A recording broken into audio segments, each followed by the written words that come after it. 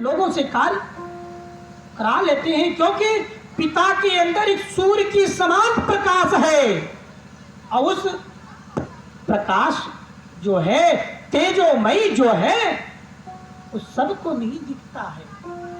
वो वही समझ सकता है जिसके ऊपर भगवत कृपा रहती है। और वो बैठने के बाद भी घर पे सारा काम करा लेता है, क्योंकि लोगों को पता है आज ये असहाय है तो क्या हुआ, लेकिन जो कार्य कर डालेंगे वो बच्चे नहीं कर सकते। ठीक उसी प्रकार भगवान नारायण जो है, ब्रह्मा शंकर जी आदि शक्ति जितनी शक्तियां हैं सब तो उनकी एक अंश मात्र है, और उस अंश मात्र शक्तियों से जितने भी देवी देवता उत्पन्न हुए हैं ये उन्हीं के स्वरूप माने जाते हैं, स्वरूप में है। और उसके बाद में भगवान नारायण जो है सबके कर्ता धर्ता पालन हर्ता सब उन्हीं है।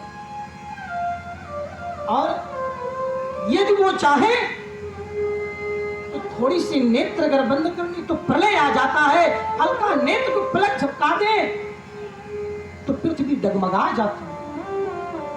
ब्रह्मा शंकर ये 64 देवियां जितनी हैं कुछ नहीं कर पाती। उसी प्रकार यदि पिता चाहे तो बेटे को वही का वही धन से अपने वंचित कर सकता है, बेटा कुछ नहीं कर सकता है।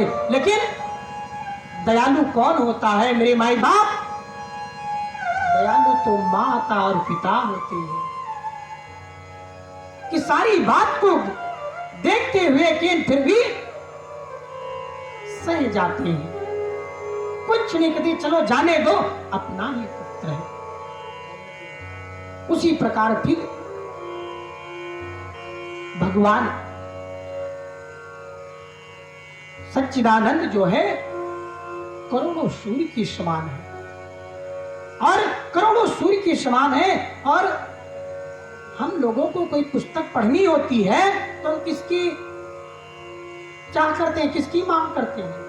अभी इतने अंधेले में हमें कोई चीज ढूंढना हो या कोई यहां से अपने घर जाना हो तो भी किसकी आवश्यकता है? नहीं पता। यहां से हमें घर जाना है तो मेरी बल्ब की आवश्यकता है, लाइट की आवश्यकता है, क्योंकि रास्ता कैसे देखेंगे? और उस परम पिता परमात्मा को जो आकाश पाताल तलातल रसातल महातल कहीं भी वो चला जाए उसे लाइट की ढूंढने की आवश्यकता नहीं। वो स्वयं तेजोमयी प्रकाश है, वो स्वयं प्रकाशित करता है और दूसरे को वो प्रकाश देता है। और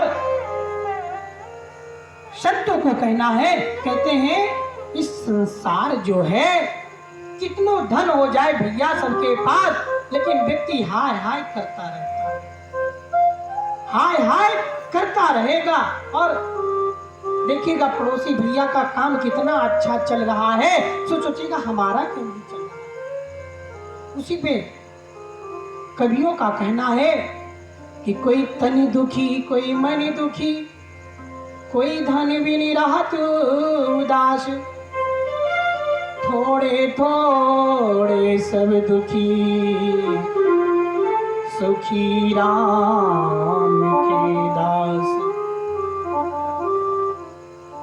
सुख किसको है आज के जमाने में? कोई बता सकता है? कौन सुखी है? कितनो धन हो जाए लेकिन सुख नहीं है, बैंक बैलेंस खूब है, सुख नहीं है। सुख किसको है? ये बाबा बैठे हैं, इनको कोई मतलब नहीं है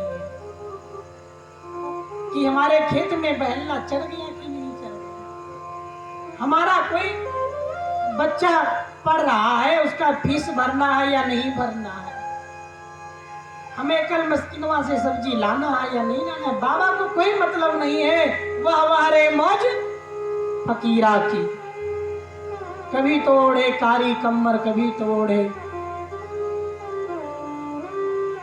क्या मतलब है? 2 फुट की चौड़ी जमीन मिल जाए, 3 फुट लंबी मिल जाए, बाबा वहीं आनंद से लेटेंगे। सुख तो क्या है, गृहस्थी में रह करके फिर भी यदि आप किंचित मात्र भगवत भजन करते हैं तो कहीं ना कहीं आपको दुख का सामना करने का आपके अंदर साहस प्रदान करता है। मेरे माई बाप, कथा जो है, हम लोग कथा क्यों कराते हैं, आगे प्रसंग में हम बढ़ेंगे बाद में। हम लोग कथा क्यों सुनते हैं? जगन्नाथपुरी करके आते हैं, कहते हैं चलो चारों धाम करके आएंगे फिर कथा सुनेंगे। ऐसा कि शास्त्रों में उल्लेख नहीं है इसका। आपके पास जब भी कुछ धन हो,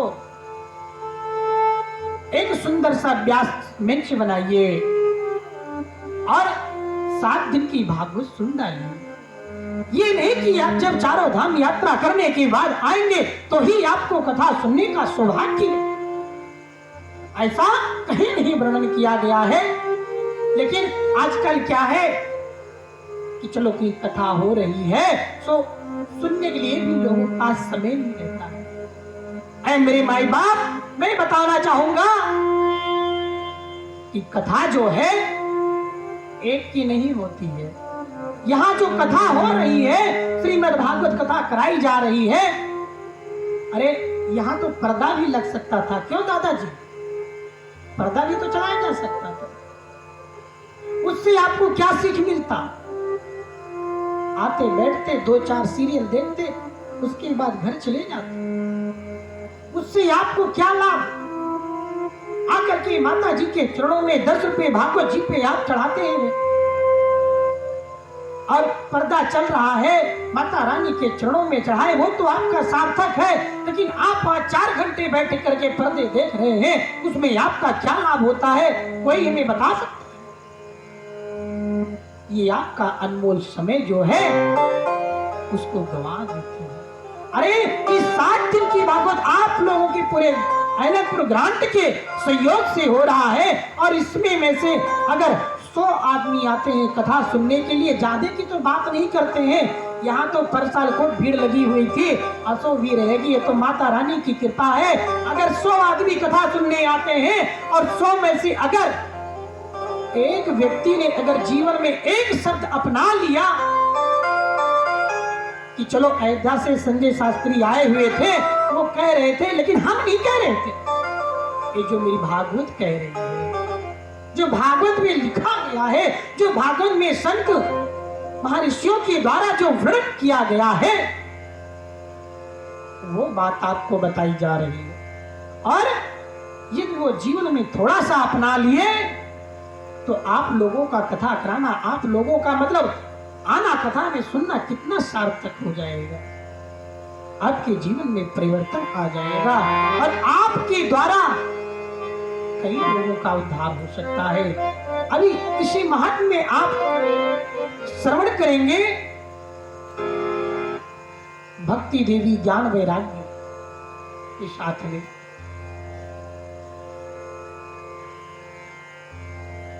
तो इसलिए हम लोग माता रानी के दरबार में बैठकर कथा श्रवण कर रहे हैं। और तीसरी बात बताई गई भागवत जी में, आनंद। आनंद क्या होता है? यहाँ कथा में बैठे हैं, किसको किसको आनंद आ रहा, हाथ उठा के बता सकता है? बस एक ही तो लोग, दादाजी को, भैया जी को, बस, और सब लोग वैसे।